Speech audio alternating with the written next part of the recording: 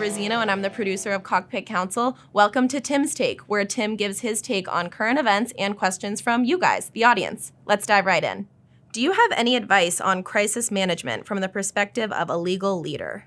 I do. You have to understand what you can control, and you have to start breaking things down into small, manageable pieces, right? It's a little bit of a psychological exercise for you, right?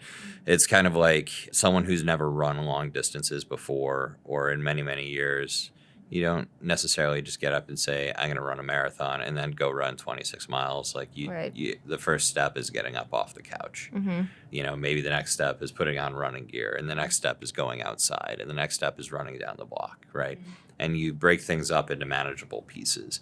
And I think in a crisis, you're hit with a lot of things all at once, and it looks like a mountain or it looks like a marathon. And so you have to start thinking, all right, what can and must I do immediately? And what are the most urgent things that I actually control?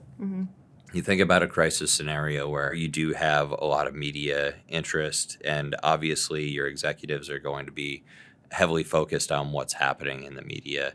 But you need to understand that there are a couple of responsibilities that you have. Number one is making sure that the communication that you put out there is not going to be something that's harmful to you at a later point in time.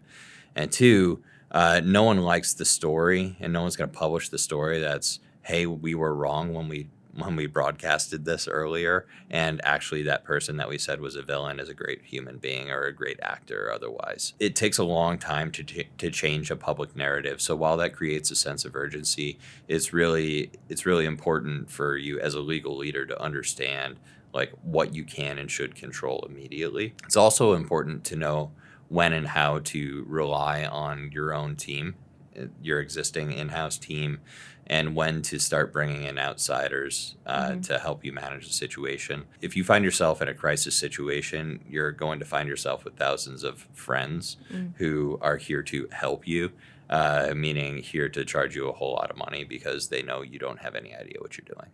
And so you got to really figure out, okay, if I'm going to hire these people, what do I expect them to do? You've got to understand a lot about what outside consultants can actually bring to the table and why you may or may not want to use them. So break things down into digestible steps, know when to ask for help, and recognize that, particularly in high profile types of situations, changing the public narrative is going to happen over time.